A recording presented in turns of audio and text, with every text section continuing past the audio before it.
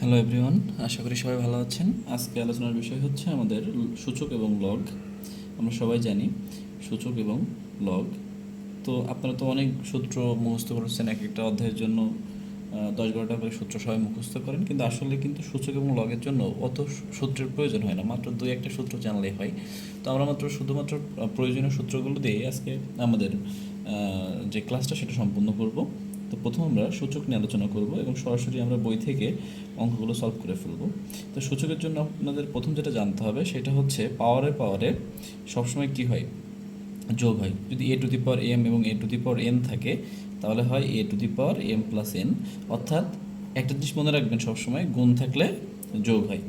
A to the power m n, দেখেন এইটা হচ্ছে। আবার যদি ভাগ থাকে তাহলে আমরা কি বলতে পারি যে a to the power m minus n. তাহলে কী শিখলাম, যে যদি গুণ থাকে তাহলে পাওয়ারে পাওয়ারে যোগ হয়, এবং যদি ভাগ থাকে তাহলে হচ্ছে পাওয়ারে পাওয়ারে বিয়োগ হয়।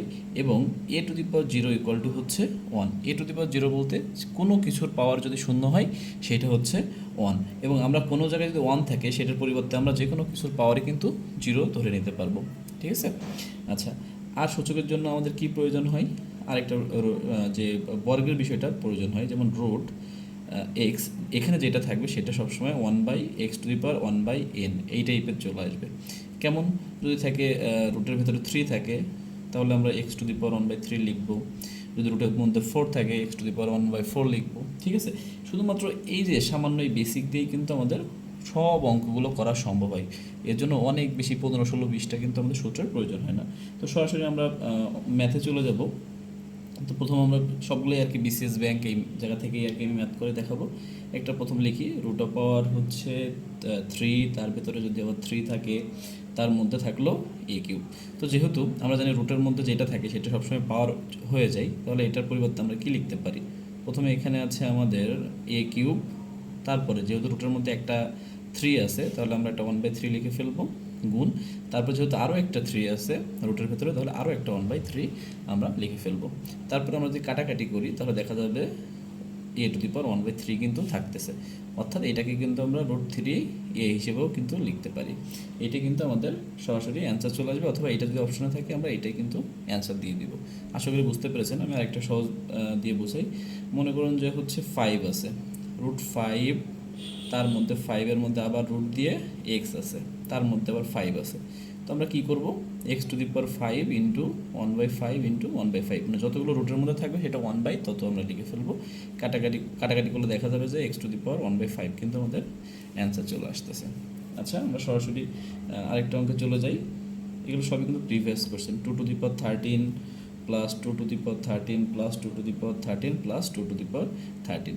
আচ্ছা, আমরা কি বলেছি যে গুণ থাকলে যোগ হয় এবং ভাগ থাকলে বিয়োগ হয়, কিন্তু যে যোগ থাকলে যে গুণ হবে বা বিয়োগ থাকলে যে ভাগ হবে এরকম কিন্তু কোনো এরকমভাবে যদি মাঝে আর কি সরাসরি যোগ চিহ্ন থাকে বা বিয়োগ চিহ্ন থাকে সেগুলো কিন্তু সূত্রের মাধ্যমে ফেলানো যায় না। শুধুমাত্র পাওয়ারে পাওয়ারে যদি মাইনাস চিহ্ন বা প্লাস চিহ্ন থাকে সেক্ষেত্রে কিন্তু আমরা বিপরীতটা করতে পারবো। তো এটার জন্য আমরা কি করতে পারি, তাহলে এখানে দেখা যাচ্ছে যে একটা two to the power thirty আছে, দুইটা আছে, তিনটা আছে, চারটা কিন্তু two to the power thirty আছে। তাহলে আমরা একবার লিখে দিতে পারি four into two to the power thirteen. এখন এই ফোরকে আমরা কী করতে পারি, আমরা সবসময় ভিত্তিটা কিন্তু সেম রাখবো। তাহলে আমরা এটাকে লিখতে পারি টু এর স্কোয়ার লেখা যায়, আর এখানে কি টু এর পাওয়ার কিন্তু থার্টি আছে।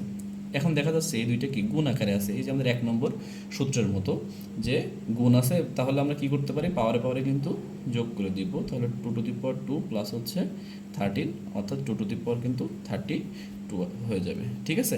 কখনো যেন ভুলে আপনারা টু টু দি পাওয়ার যেহেতু প্লাস আছে 30 ভাগ প্লাস 30 মানে গুণ দিয়ে দিয়ে যেন আবার করে ফেলেন না। ঠিক আছে? এখানে হচ্ছে প্রত্যেকটাকে আমরা একটা একটা করে এলিমেন্ট ধরে নিলেই কিন্তু আমাদের হয়ে যাবে।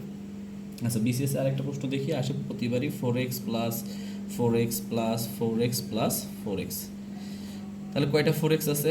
একটা ফোর এক্স, দুইটা ফোর এক্স, তিনটা ফোর এক্স, চারটা ফোর এক্স। তাহলে আমরা লিখতে পারি ফোর ইন্টু ফোর এক্স। তাহলে কি এখন কি গুণের নিয়মে চলে গেল, তাহলে আমরা কি পাওয়ারে পাওয়ারে যোগ করে দেবো, তাহলে ওয়ান প্লাস এক্স, এইটাই কিন্তু আমাদের হচ্ছে অ্যান্সার। ঠিক আছে?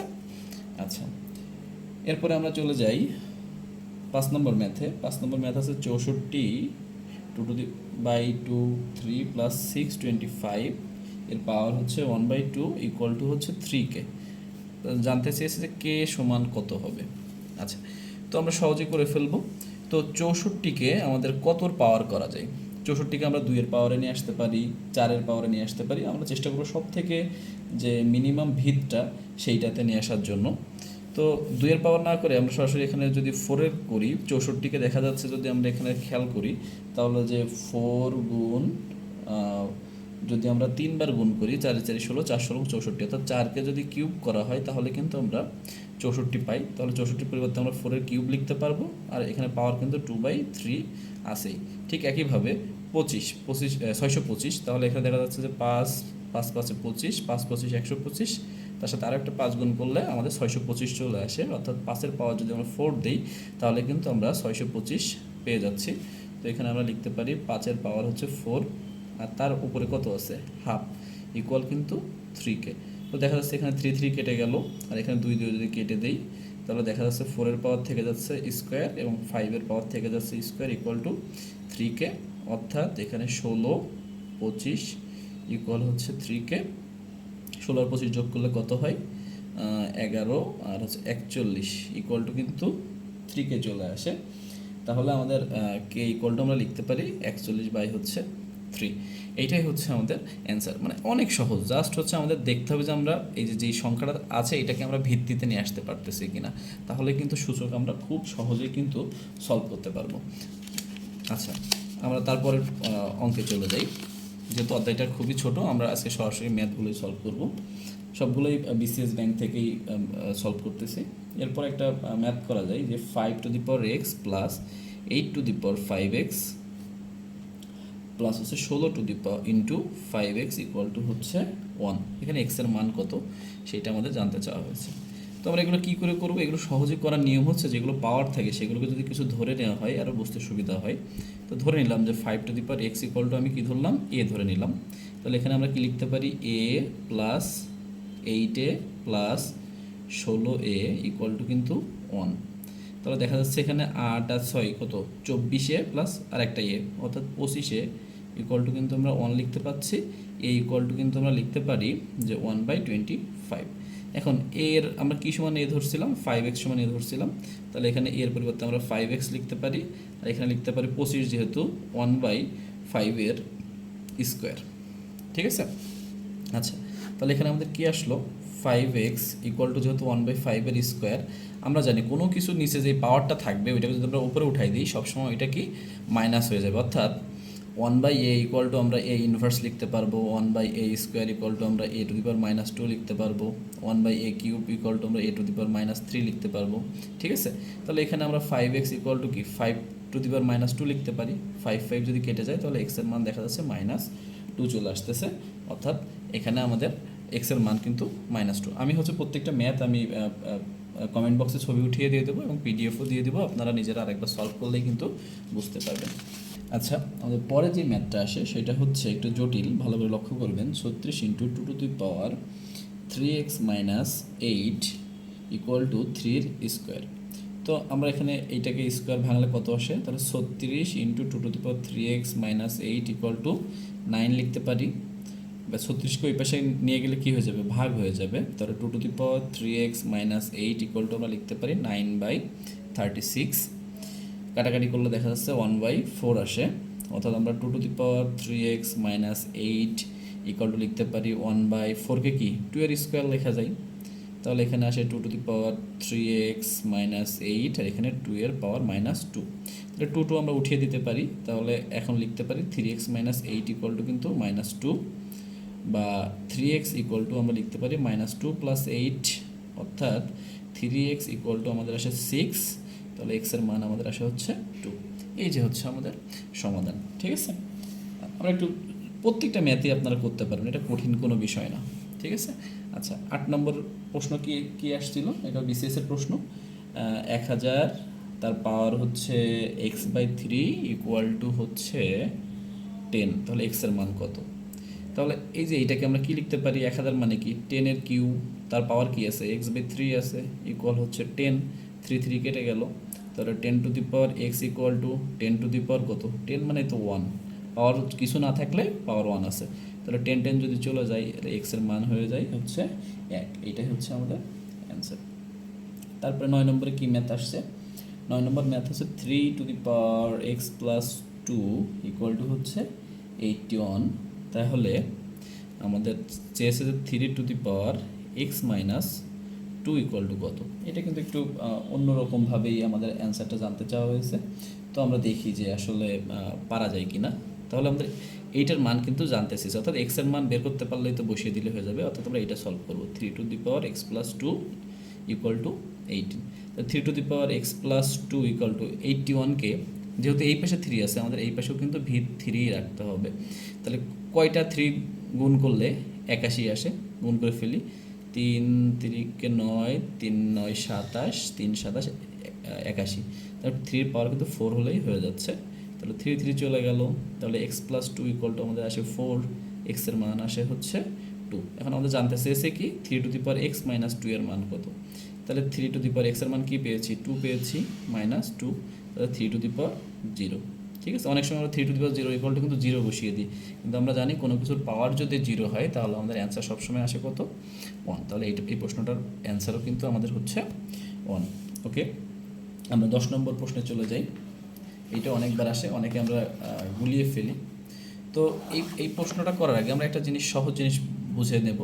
যদি a/b এর পাওয়ার যদি -5 থাকে, তাহলে এটাকে যদি আমরা b/a লিখি, সেই ক্ষেত্রে কিন্তু পাওয়ারটা আমাদের চিহ্নটা পরিবর্তন হয়ে যাবে। ঠিক আছে, এখানে -5 থাকলে এখানে আমাদের কি +5 হয়ে যাবে। আবার মানে যখন কোনো কিছুকে আমরা ব্যস্তানুপাতিক করে দিব, একটা জিনিস মনে রাখবো যে আমাদের চিহ্নটা পরিবর্তন করে দিলে কিন্তু হয়ে যাচ্ছে।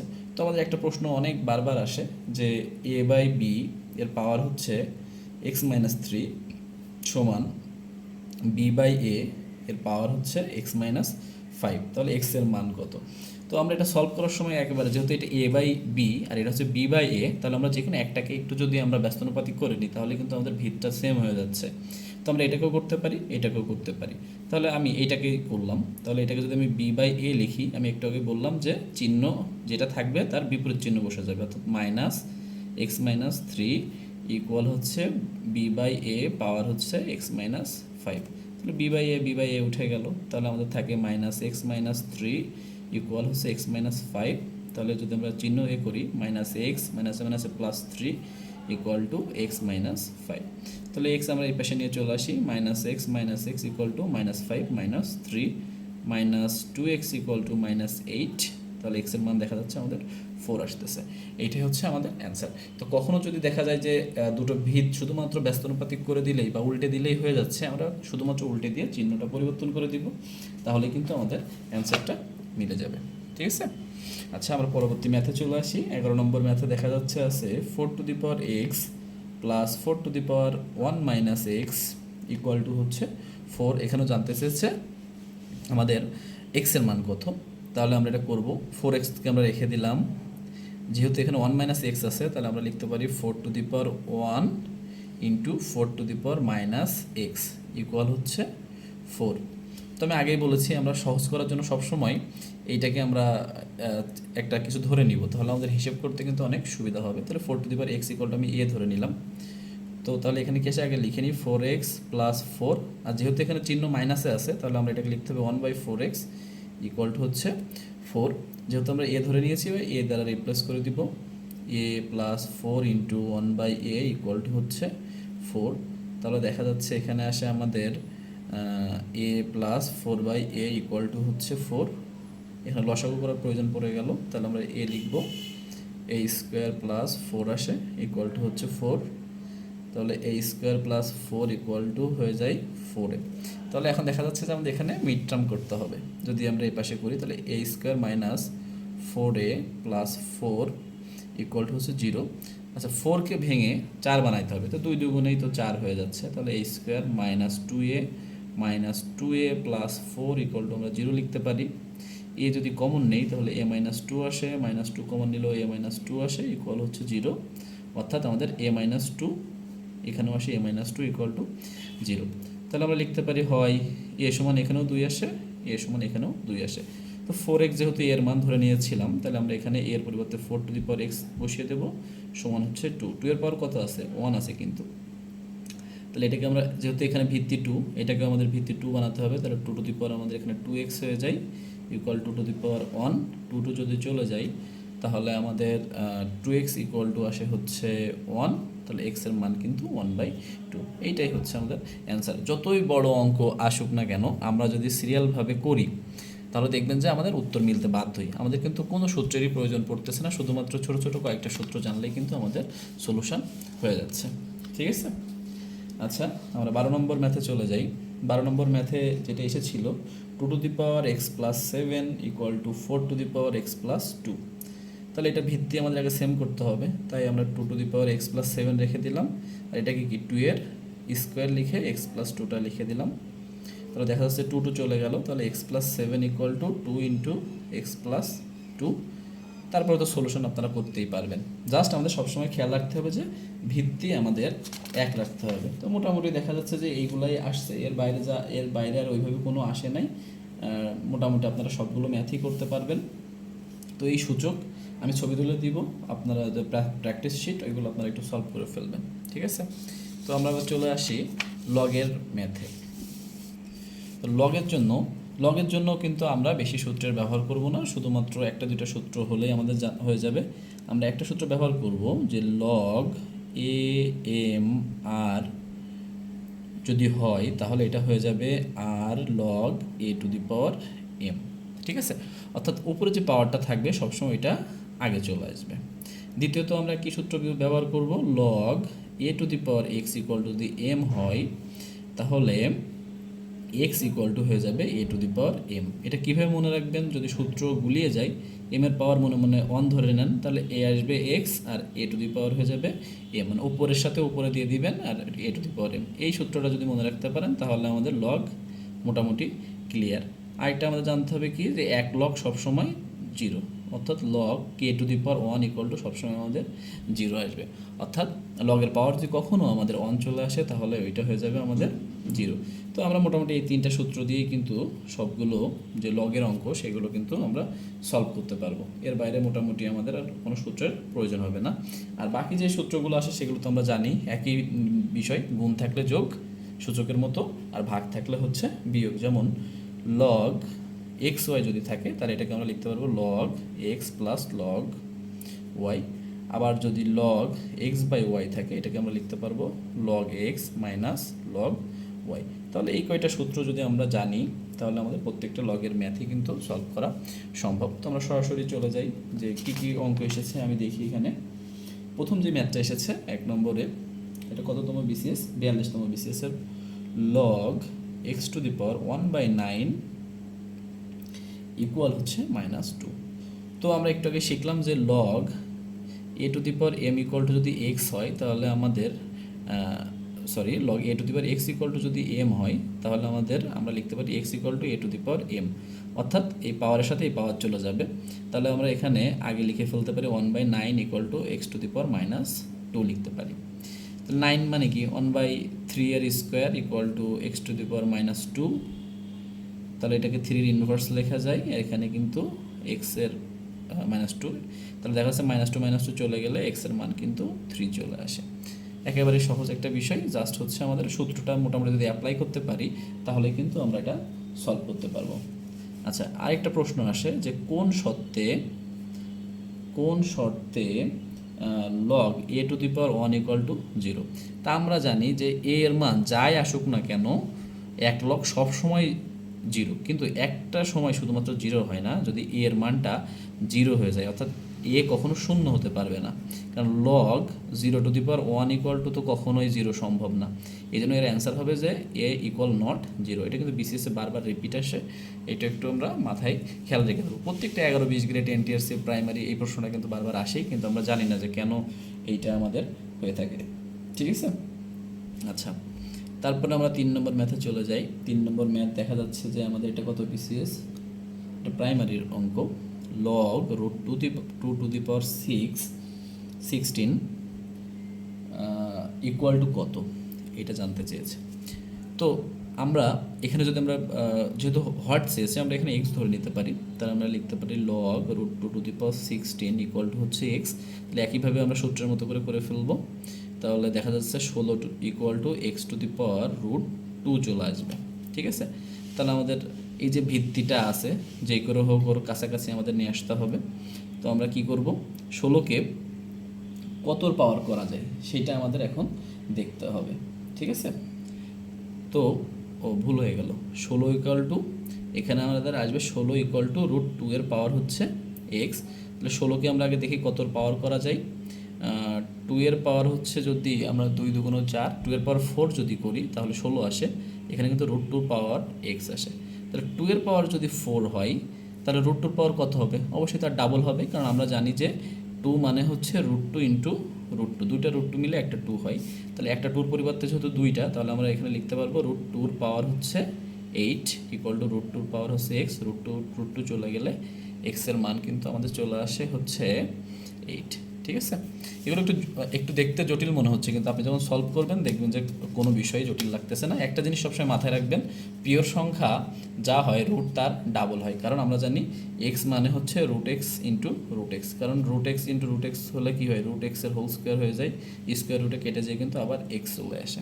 হ্যাঁ, আচ্ছা, পরে আরও একটা ম্যাথ এসেছে, এটা 35তম BCS, log 3 1/9 equal two what. তো আমরা ধরে নিব এক্স। একইভাবে তাহলে আমরা 1/9 ইকুয়াল টু কি লিখতে পারবো, 3 টু দি পাওয়ার এক্স লিখতে পারবো।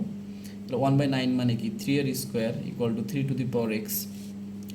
তাহলে এটা কি 3 -2 ইকুয়াল টু হচ্ছে 3 এর এক্স, 3 চলে গেলে এক্সের মান চলে আসে -2। সিএসের আরেকটা ম্যাথ সলভ করি, 2 log 2 to the power cube plus log 2 to the power 5 এর মান কত।